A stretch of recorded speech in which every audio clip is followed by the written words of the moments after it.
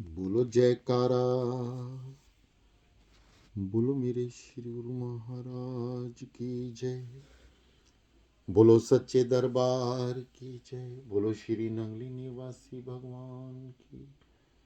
बोलो श्री परमहंस दयाल जी महाराज की जय। श्री अद्वैतानंद सच्चिदानंद प्रकाश। आगे एक रोज एक अहलकार शिष्य ने जिक्र किया कि हमारे अफसर बड़ी देर से दफ्तर से जाते हैं और सत्संग में हमारा आना मुश्किल हो जाता है। इसलिए अक्सर औकात हम उनके जाने से पहले दफ्तर से उठ जाते। यह सुनकर हुजूर यानी श्रीमद ने फरमाया कि एक शख्स पढ़े लिखे आदमी पटना में रहते थे। तलाशे रोजगार में बहुत दिन फिरे मगर कामयाब न हुए। लाचार होकर चपरास की मुलाजमत अख्तियार कर ली और कलेक्टर साहब की अर्दली में तैनात हुए। एक रोज शाम को दफ्तर के वक्त के बाद कुछ अहलकार मकान को चले गए और कोई जरूरी कागज कमिश्नरी से आया तो कलेक्टर साहब ने पेश कर साहब को तलब यानी बुलवा किया। अर्दली ने जवाब दिया कि हुजूर, वक्त दफ्तर खत्म हो जाने से सरशदार साहब क्या कुल अहलकार चले गए हैं। इस पर कलेक्टर साहब बहुत नाखुश हुए और फरमाया कि दफ्तर का वक्त अफसरों के वास्ते होता है, ना कि मातहतों के लिए। अब इस जरूरी कागज को किससे पढ़वावें। अर्दली ने अर्ज किया कि हुजूर, हुक्म हो तो मैं पढ़कर सुना दूं। और हुक्म पाकर पढ़कर सुनाया। कलेक्टर साहब बहुत खुश हुए और दूसरे रोज हुक्म दिया कि सर रश्तादार बर्खास्त और लाला कुलदीप नारायण उनकी जगह मुकर्रर। उसके बाद भी लाला साहब यूसुफ पर बड़ी नजरे इनायत रखते थे। एक मर्तबा जनाब मिस्टर दुर्गा प्रसाद साहब असिस्टेंट कलेक्टर ने लाला साहब की शिकायत कमिश्नर साहब को कर दी कि उन्होंने कुल अमला में अपने अजीज व रिश्तेदार भर लिए हैं। जब उनसे रिपोर्ट तलब हुई तो उन्होंने जवाब दिया कि मैं सर रश्तादार हूँ, कुल काम की जिम्मेदारी है और मैं अमला में भरोसे बे इत्मीनान के आदमी रखता हूँ।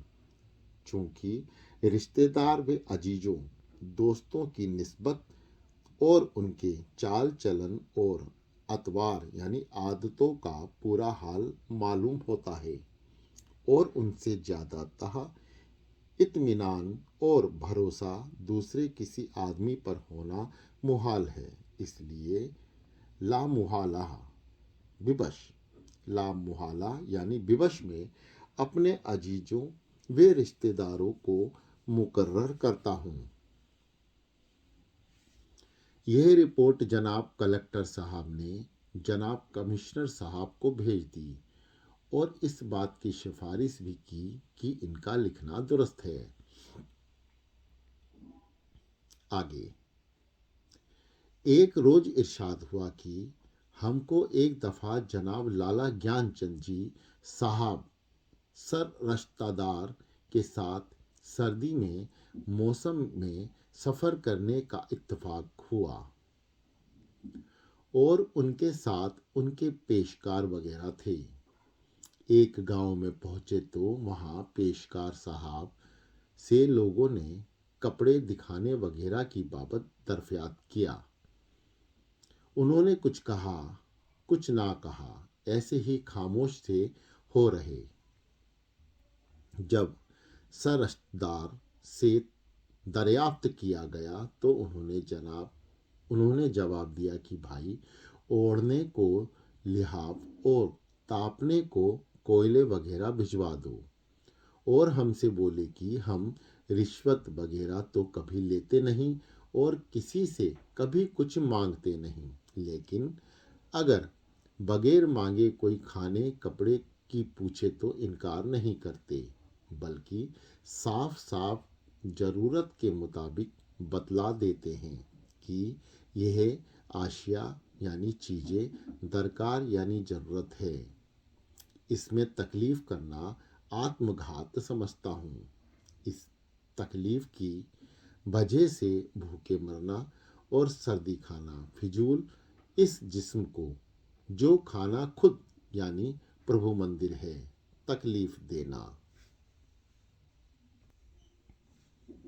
आगे एक रोज इरशाद हुआ कि दुनिया के काम ना तो बहुत सख्ती से दुरुस्त होते हैं, ना बहुत गर्मी से।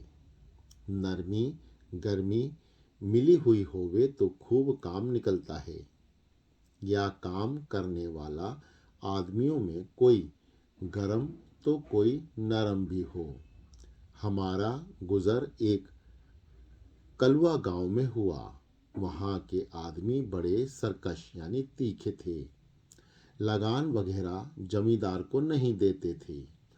बाद में वहाँ के ठाकुर युद्धि सिंह बड़े बरोब हुए और उनके पास लाला चखनलाल कामदार बड़े हिसाबी और शीरी यानी मृदु जवान थे। एक शख्स छन्नो सिंह ने सुपुर्द लगान वसूल करने का काम था। वह बड़ी हिकमत अमली यानी चतुराई से उनकी निस्बत महा बाशिंदे दोहा पढ़ते थे।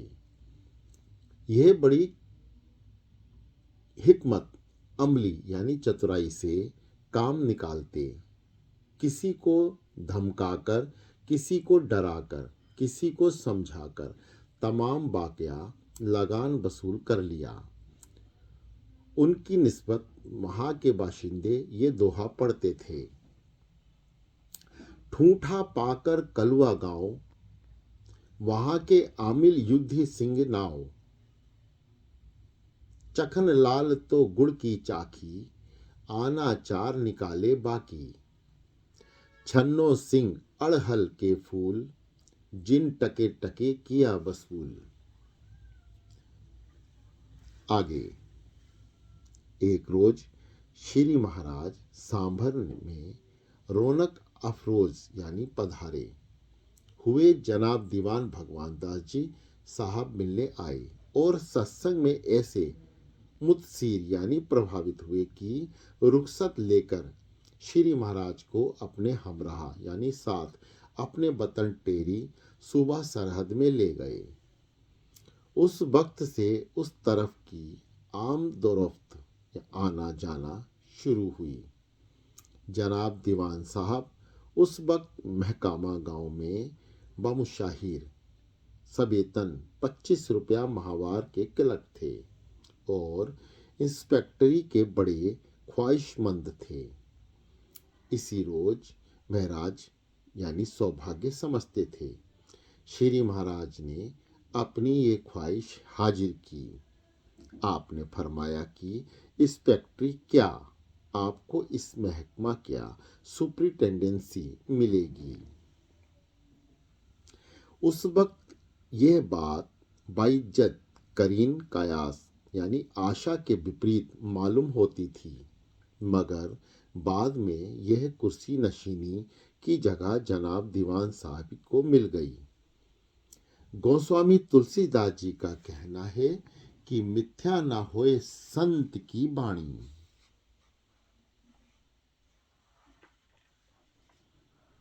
आगे एक रोज जनाब दीवान साहब ने अर्ज किया कि श्री महाराज तमाशबीनी तो कुछ बुरा फेल यानी कर्म ना होना चाहिए, क्योंकि जिस तरह बाजार में बाजार से कीमत देकर और आशिया यानी वस्तुएं खरीदी जाती हैं, उसी तरह रुपया देकर तवायफ को रजामंद किया जाता है और तरफेन यानी दोनों पक्षों को रजा यानी सहमति और खुशी से ये काम होता है।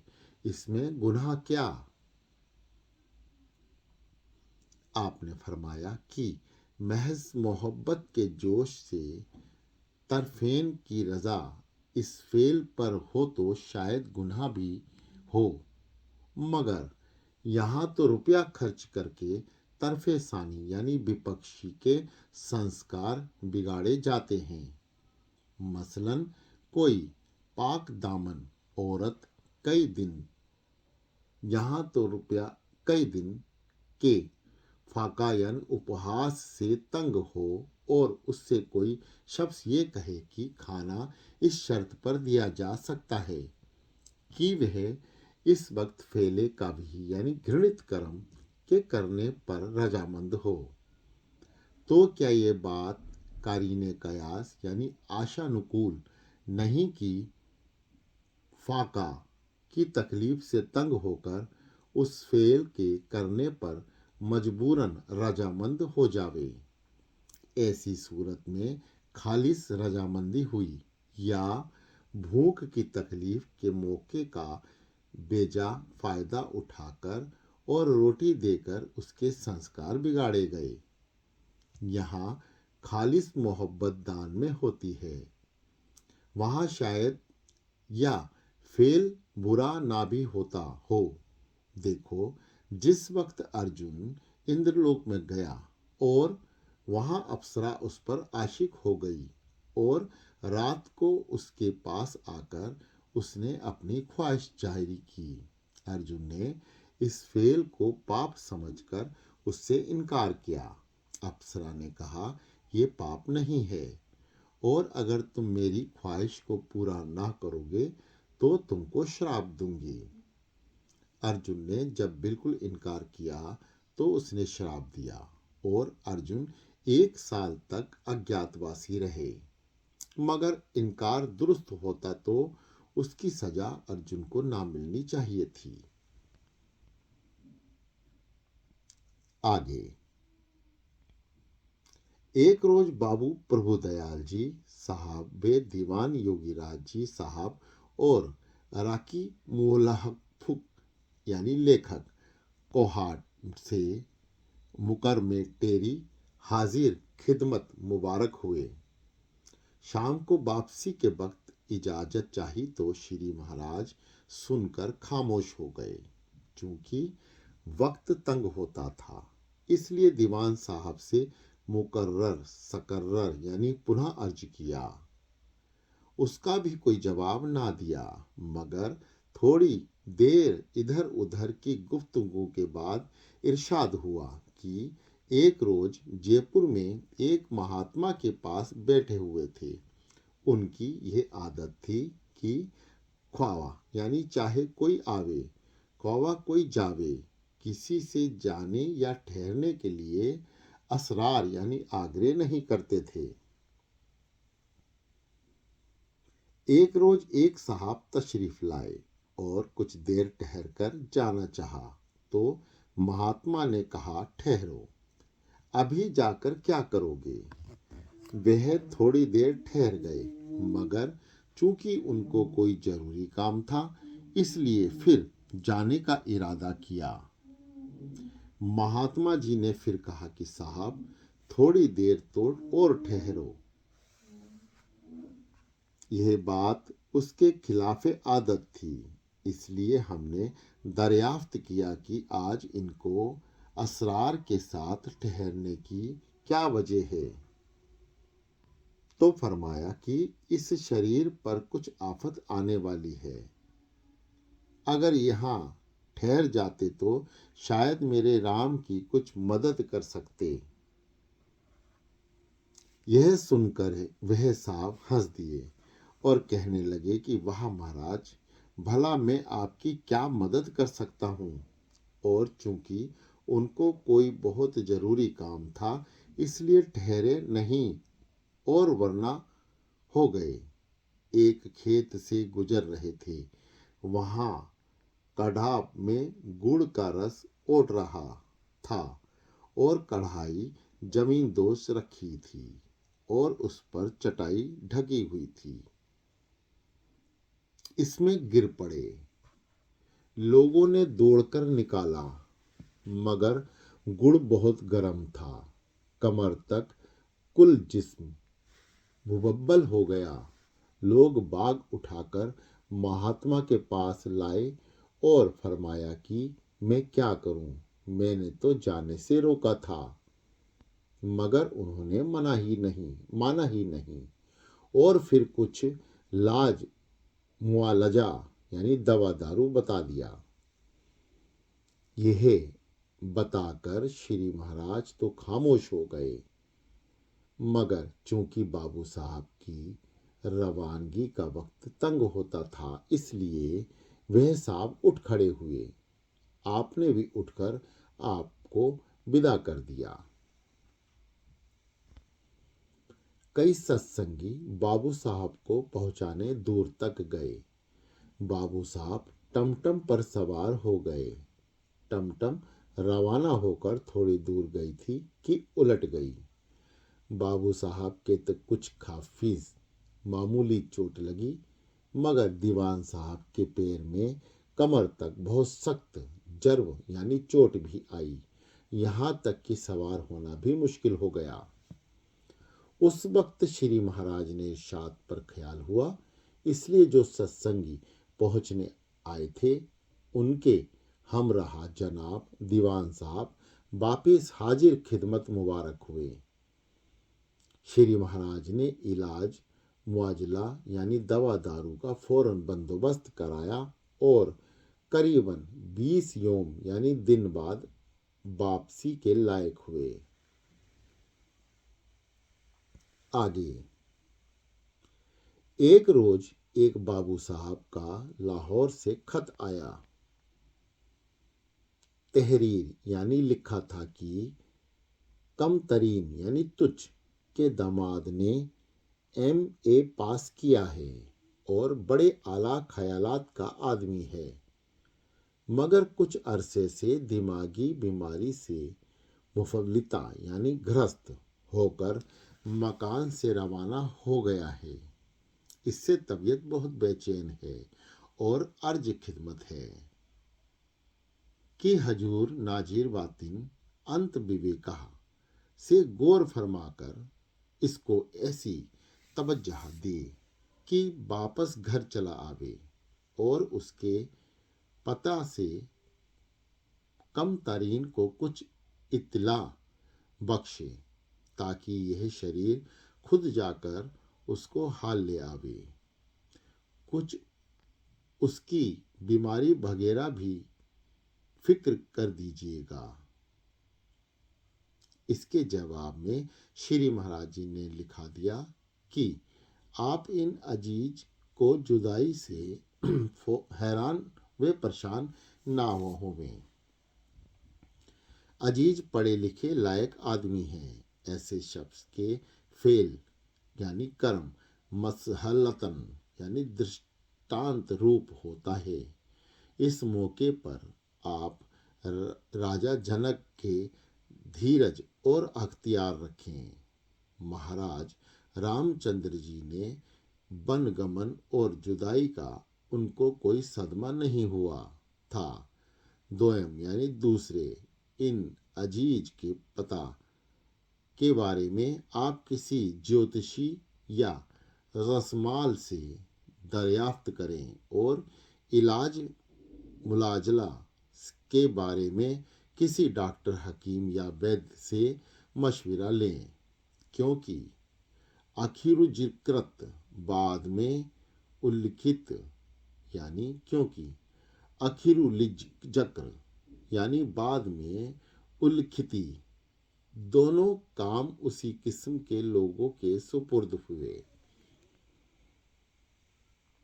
आगे एक साहब दीवान जोगराज जी सकना निवासी टेरी पर श्री महाराज जी की खास तवज्जो थी।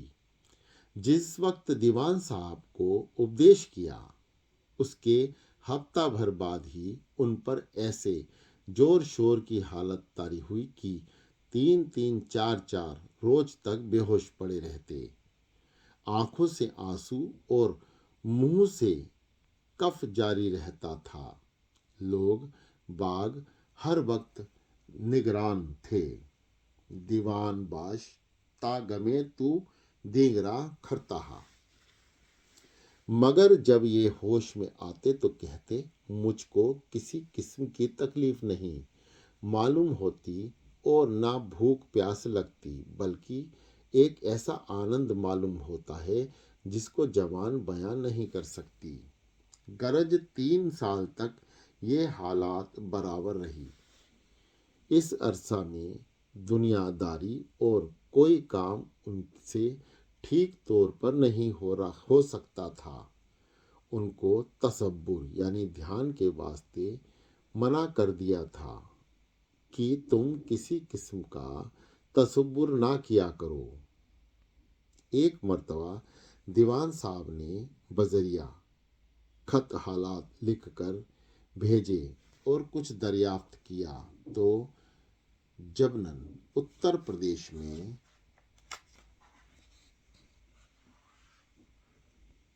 लिखवाया कि श्री कृष्ण चैतन्य आत्मा का ध्यान किया करो। कुल सत्संगियान टेरी ने कहा कि पेशतार पहले तसब्बुर से ही तुम्हारी ये हालत हुई थी और श्री महाराज जी तुमको तसब्बुर के वास्ते मना भी किया था, मगर अब फिर मूर्ति का तसब्बुर करने को फरमाया है। तो दीवान साहब ने हंसकर जवाब दिया कि यह उपदेश आवाम जन साधारण के वास्ते नहीं है, बल्कि खास मेरे लिए है। आप लोगों को इसके फायदा नहीं होगा।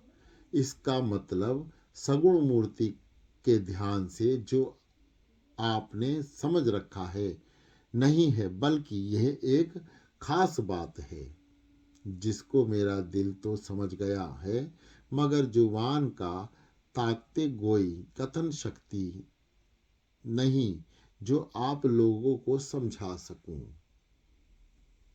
गिरा अनयन नैन बुनबानी, काम शोभा ये जात बखानी। आगे एक रोज दीवान स्वामीदास जी हाजिर खिदमत मुबारक हुए।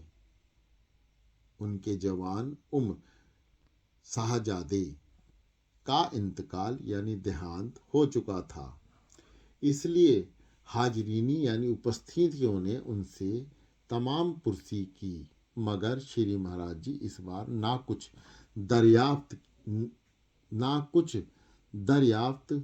ना किया। थोड़ी देर बाद बाबू प्रभु दयाल जी साहब से दरियाफ्त किया कि आपको सिकंदर बादशाह की बाबत यानी मृत्यु का हाल मालूम है।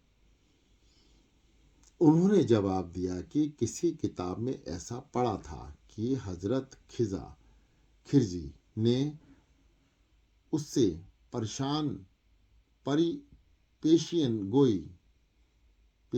गोई यानी भविष्यवाणी की थी कि जब लोहे को जमीन और सोने को आसमान होगा, उस वक्त तुम्हारी मौत होगी।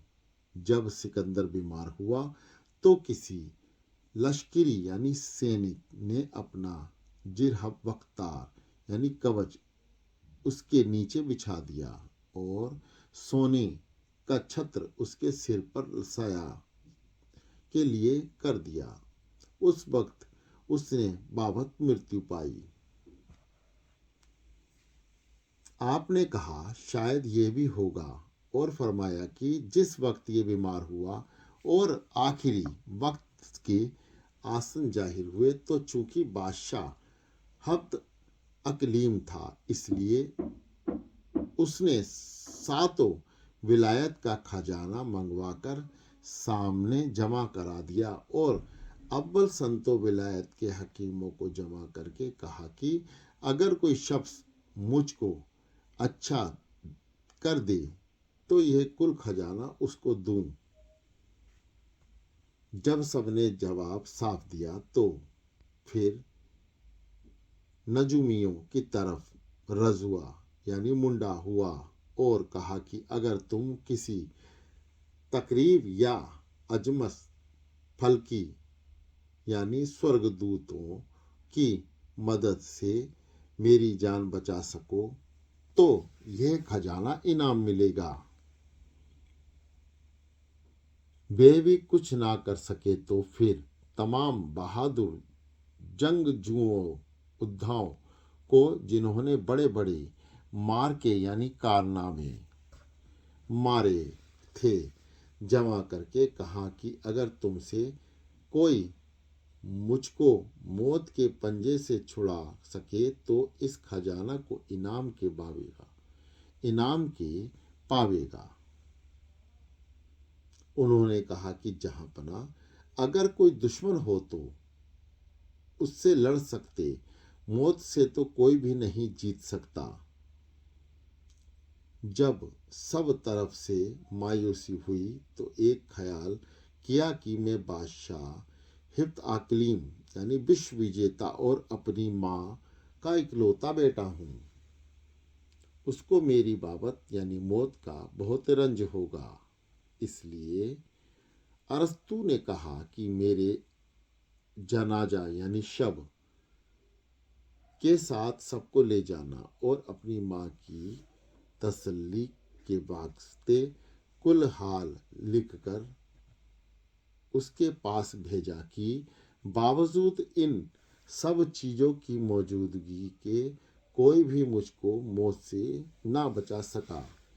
यह बात जवानी कहला भेजी कि इस खत को पढ़कर तुम लोग आदमियों को जमा करके उनकी बाबत रखना और जिस शख्स के रिश्तेदार या गना की मौत ना हुई तो उसको पेशदार यानी पहले लिखाना।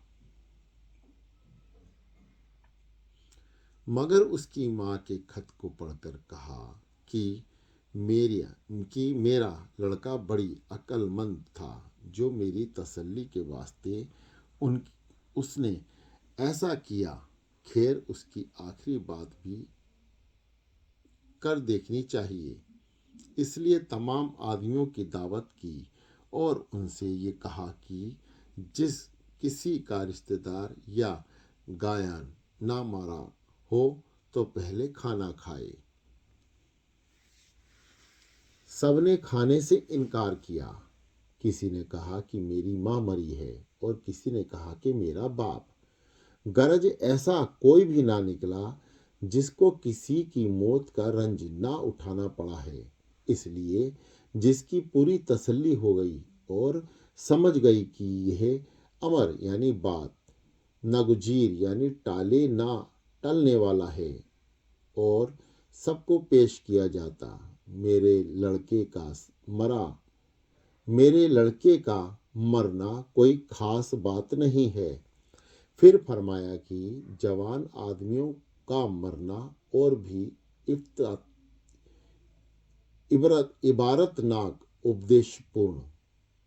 इबारतनाक यानी उपदेशपूर्ण और समझदार आदमियों के लिए इशारा है ताकि वे ये समझ लें कि सिर्फ बूढ़े ही नहीं मरते हैं बल्कि हमसे बाद में जो आए थे वह भी चल बसे। मौत का कोई वक्त नहीं, ना मालूम कब आ खड़ी हो जाए। इसलिए सब तरफ से दिल हटाकर परमात्मा के चरणों में चित्त को लगाना चाहिए। आगे एक रोज एक साहब ने हाजिर खिदमत होकर पेशवार में हिंदू मुसलमानों के फिसायत की बाबत तजकीरा यानी चर्चा शुरू किया और कहने लगे कि मुसलमानों के ने बड़ा सख्त मुल्ज़ और लूट मार कर रखी है और हिंदुओं को तबाह कर दिया, उनकी जिंदगी खतरे में है।